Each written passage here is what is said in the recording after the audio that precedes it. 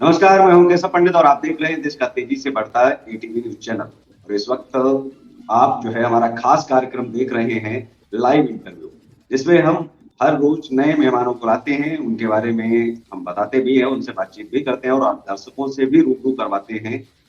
उनके साथ बातचीत में हमारे दर्शक उनके साथ सवाल भी कर सकते हैं, लाइव बातचीत भी उनके साथ कर सकते हैं। और इसी कड़ी में आज हमारे साथ राम भद्र भद्रदास महाराज जी हैं, जो राम कथा वाचक हैं, हमारे साथ एक्सक्लूसिव लाइव हैं इस वक्त।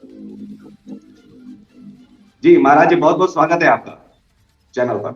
धन्यवाद महाराज, धन्यवाद। सीताराम जी, सीताराम। राम कथा जो है कैसे आप देखते हैं, क्योंकि तमाम कथावाचक हैं राम के को लेकर के भी इस देश में संदेह हमेशा बना रहता है। बहुत सारी रामायणें हैं, बहुत सारी कथाएं हैं, कुछ कहते हैं कि उत्तरकांड नहीं है, कुछ कहते हैं कि लंका कांड नहीं है, बहुत सारे विवादित चीजें हैं। तो ऐसे में सबसे पहला और सीधा सवाल ये है कि आज के दौर में किस रामायण को माना जाए कि वो बिल्कुल सही और सटीक है? जी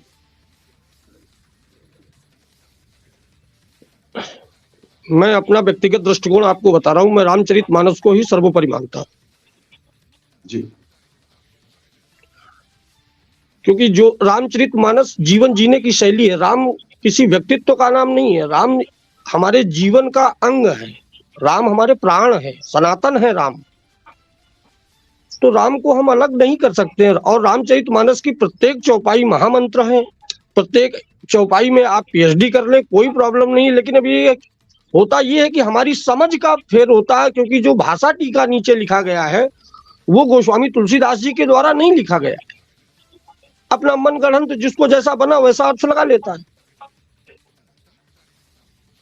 जी राम कथा में एक चीज और सबसे प्रमुख से आती है, जो सवाल ये आता है कि भगवान राम की शादी जिस समय हुई, उनका विवाह जिस समय हुआ, उसकी उम्र जो है वो अलग अलग ग्रंथों में, अलग अलग कालखंड में ये भी बताया जाता है कि अलग अलग लिखा है। लेकिन महर्षि वाल्मीकि के द्वारा जो रामायण रचित है उसमें कुछ उम्र और है, और जो बाबा तुलसीदास ने लिखी है वो उम्र और है। तो आप कैसे देखते हैं कि ऐसे में वाल्मीकि रामायण पर क्या संदेह और या प्रश्न नहीं उठ जाता है? और क्या लगता नहीं है कि वाल्मीकि रामायण से कुछ छेड़छाड़ हुई है? क्योंकि जो किताबें छापी गई हैं, अगर हनुमान चालीसा में छेड़छाड़ हो सकती है, तो फिर क्यों ना ये जो है संदेह इस पर नहीं जाता है कि हमारे रामायण में, हमारे ग्रंथों में भी उनको छापते वक्त जो है इसमें छेड़छाड़ की गई होगी? जी 100% हमारे ग्रंथों को तोड़ा गया है, मरोड़ा गया है, कुछ इधर से उधर किया गया है जो हम लोग नहीं समझ पाए। आज उन्हीं सब चीजों को तो समझने की आवश्यकता है समाज को। आज सनातन धर्म के प्रत्येक व्यक्तित्व को यही तो समझना है कि हमारा जो शास्त्र है, हमारे जो पुराण है, हमारे जो ग्रंथ है, ये कहीं ना कहीं इनको अपभ्रंश किया गया है, इनको तोड़ा गया है। तो सुधार होना चाहिए। हनुमान चालीसा बिल्कुल आपने सही कहा। एक चौपाई आती है, शंकर सुमन केसरी नंदन, जबकि मेरे गुरुदेव जी का कहना है कि शंकर स्वयं केसरी नंदन। बिल्कुल सही बात है। रुद्रदेह तजनेह बस बानर भय हनुमान। तो इसमें तो कोई दो मत नहीं है महोदय। निश्चित हमारे ग्रंथों से एक कालखंड ऐसा आया है जब हमारे ग्रंथों से छेड़छाड़ हुई है। महाराज जी, राम कथा जो है पूरी दुनिया में चल रही है इस वक्त। कुमार विश्वास से लेकर के मुरारी बापू तक जो है राम कथा से लोग जो है आनंदित तो हो ही रहे हैं, लेकिन पूरी दुनिया में ये जा भी रहे हैं और राम कथा का जो गुणगान है वो पूरे विश्व में चल रहा है। ऐसे में भगवान राम के ऊपर जो है टिप्पणी जो बहुत सारे लोग करते हैं, ग्रंथ चला रहे हैं, आपको कैसे लगता है, आप कैसे देखते हैं? क्या सरकारों की जिम्मेदारी नहीं बनती है कि जो काम कांग्रेस के शासनकाल में भी कोई ग्रंथ नहीं चला, वो ग्रंथ रामचरितमानस हिंदुओं की, करोड़ों सनातनियों की आस्था का जो प्रतीक है, और वो जला दिया जाता है, उस पर कोई कार्यवाही नहीं होती है? तो कैसे आप देखते हैं? जी दरअसल मैं सरकारों की जिम्मेदारी मानता हूं कि जो लोग इस तरह की बातें करते हैं, जो लोग ऐसी बातें करते हैं, उन्हें निश्चित रूप से सरकार को रोक लगानी चाहिए। क्योंकि ये हमारे ग्रंथ जितने भी हैं, जो भी हैं, ये सब एक रामचरितमानस की ही बात नहीं, सारे ग्रंथ जो हैं इनमें जो है लोगों ने उसका कहीं भी मजाक, हमारा ही मजाक उड़ाया जाता है, हमारे ही धर्म का मजाक उड़ाया जाता है।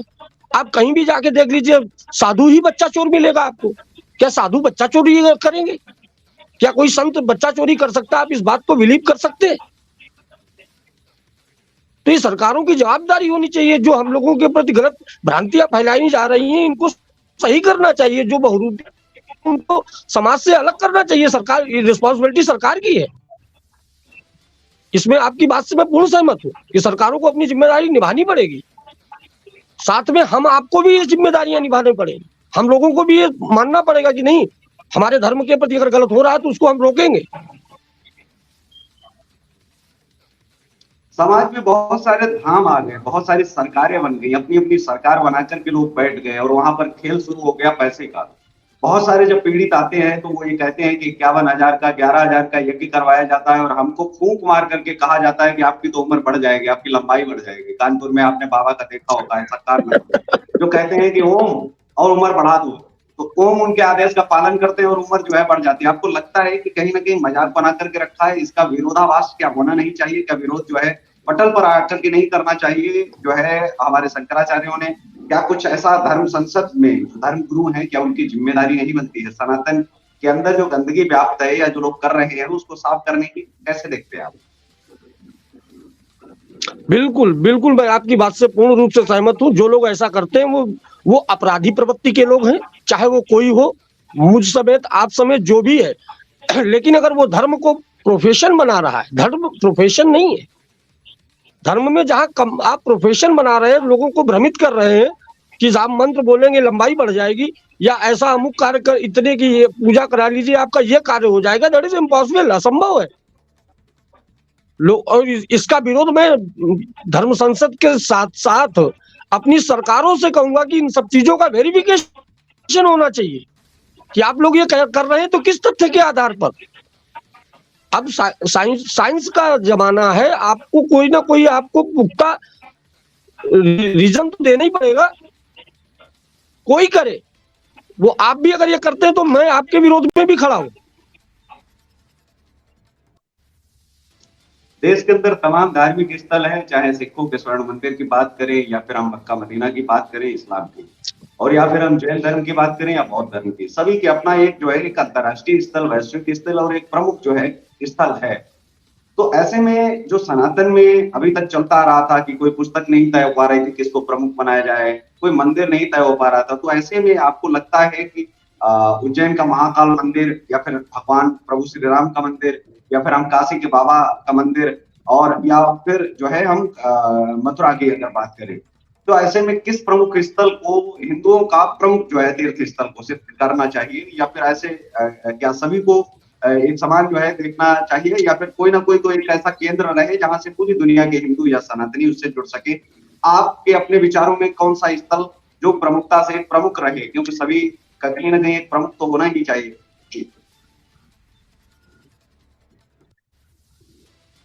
बिल्कुल, आपकी इस बात से मैं पूर्ण सहमत हूं, लेकिन मैं मेरा अपना सुझाव देता हूं कि अगर पुस्तक की बात आवे तो राष्ट्रीय पुस्तक के रूप में रामचरितमानस, और अगर विश्व धरोहर के रूप में अगर सनातन के विषय में कुछ जाना जाए तो अयोध्या, क्योंकि राम हम लोगों की सनातन की सभ्यता संस्कृति है, हम उन्हीं को देख के जी रहे हैं। आगे जो भी अवतार हुए हम सबका सम्मान करते हैं, किसी को हम छोटा बड़ा नहीं मानते, लेकिन जहां बात सनातन के जीने की परंपरा की है तो फिर राम प्रभु के अलावा दूसरा कोई स्थान मुझे नहीं दिख रहा।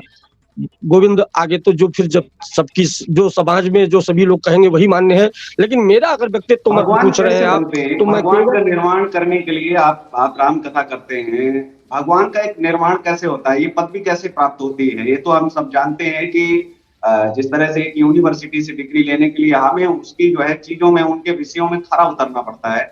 हम उन विषयों में अगर पारंगत हैं और उसमें हम पास होकर के दिखाते हैं तो उसके बाद वो हमें डिग्री दे दी जाती है। भगवान की उपाधि भी ठीक हमारे जो वेद हैं वो ये देते हैं कि 64 कलाएं प्राचीन भारत में आती हैं, उनमें से 5 कलाएं हैं वो श्रेष्ठ मनुष्य में, 8 कलाएं जो है वो सर्वश्रेष्ठ मनुष्य में, और इसके साथ ही 12 कलाएं तक जो है वो महापुरुष होते हैं, 14 कलाओं तक जो है वो परम पुरुष होते हैं, और इसके बाद में 16 कलाओं में पूर्ण अवतार और 64 कलाओं में संपूर्ण अवतार। ये जो है एक विधि दी हुई है जिसको हम समझते हैं कि भगवान जो है किन चीजों में, जैसे भगवान राम की बात करें तो वो 2 कलाएं, एक नृत्य और राजनीति, वो 2 कलाएं जो है भगवान के अंदर नहीं थी भगवान राम में, तो वो जो है पूर्ण अवतार जो है उनको नहीं आज भी कहा जाता है। तो आप कैसे देखते हैं कि उसके बाद में कोई भगवान या फिर इतनी कलाओं के साथ में कोई व्यक्ति पैदा ही नहीं हुआ? क्या उसके बाद में 16 कलाओं के साथ में, 12 कलाओं के साथ में, 10 कलाओं के साथ में क्या मनुष्य हुआ नहीं है या फिर खोजा नहीं गया है? ये मैं जानना चाह रहा हूँ जी। बिल्कुल बिल्कुल। आपको हम बहुत छोटे से उसमें इसका बहुत बृहत न जाके बहुत छोटी सी बात करें कि आपने 64 कहा और मैं केवल 3 चीजें बता रहा हूं कि अगर 3 चीजें ही 16 हो जाएं जिस व्यक्ति के अंदर, वो अपने आप ईश्वरत्व को के पद को प्राप्त करने में सक्षम हो जाता है। पहला, आपके संस्कार 16 होते हैं, आपका श्रृंगार 16 होते हैं, आपका सत्कार 16 होते हैं। तो अगर आप इनमें किसी, और जहां तक आपने एक इसमें बीच में लगाया कि भगवान कैसे माना जाए, तो भगवान के लिए तो बाबा तुलसीदास जी ने रामचरितमानस में लिखा है कि परवश जीव स्वबस भगवंता, इसलिए जीव अनेक एक श्रीकंता। भगवान स्वबस हैं, हम आप जितने भी इस मृत्युलोक में हैं सब परवश हैं, किसी न किसी के वशीभूत हैं, किसी न किसी के अंडर हैं।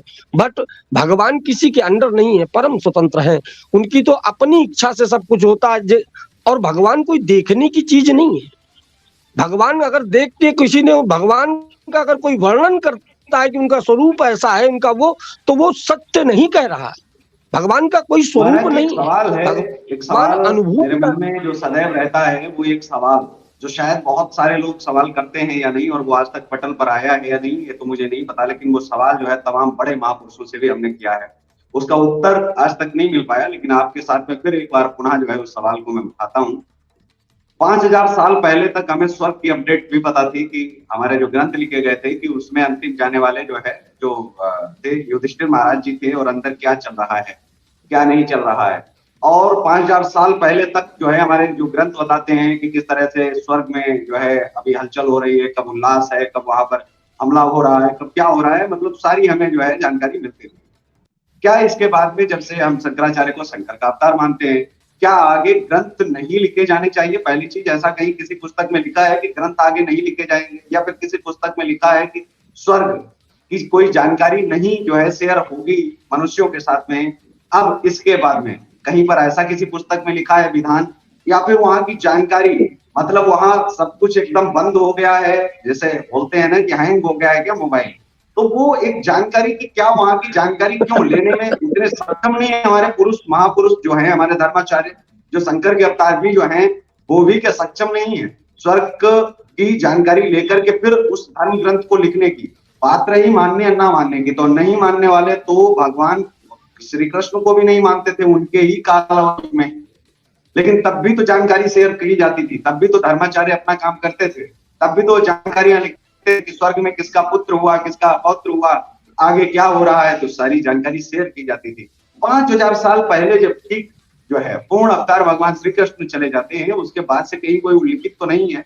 लेकिन अब इसे आप भ्रष्टता अगर समझे तो क्षमा करना, लेकिन प्रश्न ये बहुत जरूरी था और वाजिब भी कि 5000 सालों तक हम अपने उसी रहस्यों को क्यों नहीं लिख पाए, और क्या लिखने की इजाजत नहीं है, या फिर वहां पर क्या हो रहा है ऐसा कुछ हमें जानकारी नहीं मिल रही है उस बारे में? क्या जो धर्माचार्य अपने आप को स्वघोषित भगवान का अंश अवतार, पता नहीं कौन कौन से कल की अवतार बाबा एक पकड़े गए, तो वो ये सब एक आडंबर जो है चल रहा है, उसके खिलाफ क्यों लड़ नहीं पा रहे? पहला तो मेरा सवाल ये है।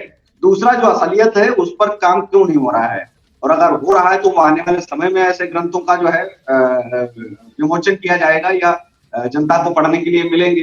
लेकिन वर्तमान समय में क्या स्थितियां परिस्थितियां चल रही है, ऐसा भी तो कुछ होना चाहिए। हालांकि संतों में भले हो सकता है, लेकिन मैं भी ये जानना चाह रहा हूँ जी। बिल्कुल, आपका प्रश्न जो है बड़ा सही है और सच जानने के लिए। अब आपने 5000 वर्ष के पहले की बात बताई है, 5000 वर्ष के बाद आपको यही जानना है कि हमारे भगवान, जब हम सतयुग से चलते हैं, सतयुग, त्रेता, द्वापर, कलयुग, तो 3 युगों में तक हम स्वर्ग, नरक और भगवान तक की बातें आप आपस में एक दूसरे को प्रदान कर लेते थे। यहाँ तक कि हमारे पास ऐसे भी प्रमाण शास्त्रों में है कि हम लोग सशरीर स्वर्ग तक जाते थे, यानी इंद्र के पास भी जाकर के बातचीत हो जाती थी, ऐसा साधन था हमारे पास।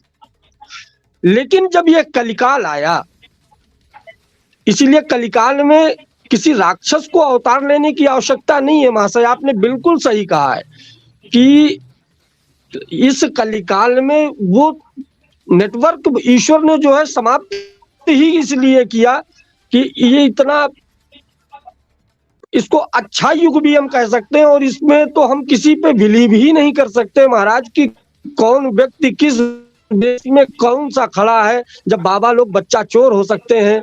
अब इससे ज्यादा हम क्या कहें इस देश को, इस धर्म को। बाकी मैं आपको ये विश्वास अवश्य दिलाता हूं कि वीर भोग्या वसुंधरा है, यहाँ न कभी धर्माचार्यों की कमी है, न कभी संतों की कमी है, न कभी विद्वानों की कमी है, बस अपने नेत्रों की थोड़ी सी कमी है। हम अगर खोज करेंगे तो आपको निश्चित प्राप्त होंगे। और आप मैं इस सनातन धर्म पे का एक प्रचारक होने के नाते, इस सनातन धर्म गुरु होने के नाते मैं हमेशा व्यक्ति से कहता हूं कि आडंबर पर कतई विश्वास मत करें, ढोंग पर कतई विश्वास मत करें, लेकिन ईश्वर पर सच्चा विश्वास करें। विश्वास ही फल देता है। अगर आपका अपने ईश्वर पर, अपने धर्म पर, अपने गुरु पर, अपने माता पिता पर, देखिए आपने एक चीज पूछी ना कि भगवान कहाँ दिखते, क्या दिखते, भगवान प्रत्यक्ष रूप से घर में ही दिखते हैं। मातृ देवो भव, पितृ देवो भव, गुरु देवो भव। जब इन 3 सीढ़ियों को आप पार कर लेंगे तब आप उस सीढ़ी के लिए उस लेवल में पहुंचे।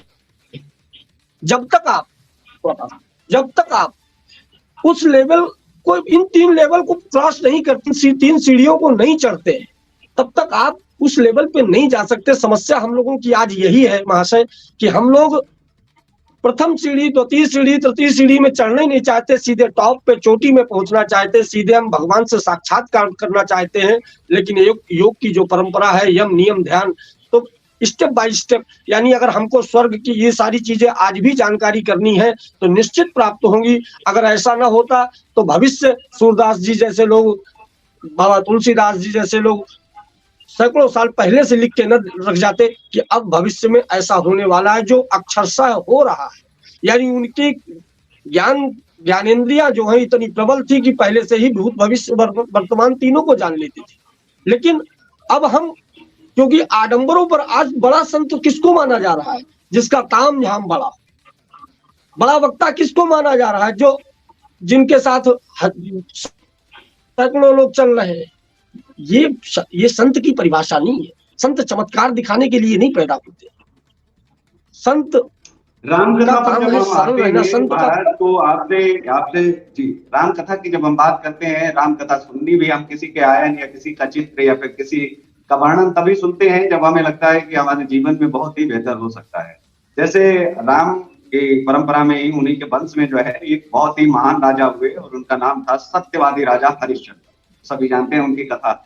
उन्होंने सबसे पहले तो ये बताया कि सत्य बोल करके भी जीवन जिया जा सकता है। हालांकि ऐसा नहीं है कि उनके पूर्वजों ने सत्य नहीं बोला होगा या फिर असत्य ही बाध्यता उन्होंने की होगी, ऐसा भी नहीं था। ठीक इसी प्रकार उन्होंने ड्यूटी भी इस देश को सिखाई कि कर्तव्यों का निर्वहन, जैसे कि वो जिस समय अपने कर्तव्यों का निर्वहन कर रहे थे कि ईमानदारी से किया जा सकता है। अगर क्यों ना सामने पिता, पुत्र, पत्नी कुछ भी हो, लेकिन अपनी ड्यूटी वो ईमानदारी से जो है हमें कर सकते हैं। एक आम व्यक्ति भी राजा हरिश्चंद्र की उन दोनों चीजों को अपना सकता है। पूरे जीवन सच बोला जा सकता है और पूरे जीवन जो है ड्यूटी ईमानदारी से की जा सकती है। आम से आम व्यक्ति, और जब तक ये आती है अनंत काल चलेगा तब तक ये दोनों काम किए जा सकते हैं सत्यवादी हरिश्चंद्र जी के। भगवान राम का वह कौन सा एक कार्य है, 2 कार्य हैं कि जो आम से आम, साधारण से साधारण, कहते हैं कि बिल्कुल गमार से गमार व्यक्ति भी उस काम को कर सके। बहुत ही तुच्छ से तुच्छ व्यक्ति भी उस कार्य को अगर चाहे तो सहजता से कर पाए। वह कौन सा कार्य है उनके जीवन में जो उन्होंने किया है, उस काम को वो जो है कर सकते हैं। जी, सबसे प्रमुख कार्य और राम का पूरा व्यक्तित्व ही इसी से है, और वह कार्य हर व्यक्ति कर सकता है। राम ने एक ही चीज कही। जी, हेलो हेलो, जी जी, आवाज आ रही है। जी, आवाज आ रही है। अच्छा, तो राम, बिल्कुल धन्यवाद। राम का वास्तविक व्यक्तित्व तो ही यही सी में है, और वो ऐसा कार्य उन्होंने कहा कि व्यक्ति को इतना सरल और इतना सहनशील होना चाहिए। राम ने कहा राजगद्दी मिलने के बाद, पद मिलने के बाद, क्योंकि पद मिलने के बाद व्यक्ति प्रभुता पाई काहि मद नहीं, मद आ जाता है। लेकिन राम को जब पद मिला तो उन्होंने कहा कि जो अनीति कछु भाखौ भाई, तो मोहि बरजौ भय बिसराई। यानी अनीति के विरुद्ध में बोलने के लिए स्टैंड करना अगर प्रत्येक व्यक्ति अपने जीवन में कर सकता है, उतार सकता है, चाहे वो जितना छोटा व्यक्ति हो, चाहे जितना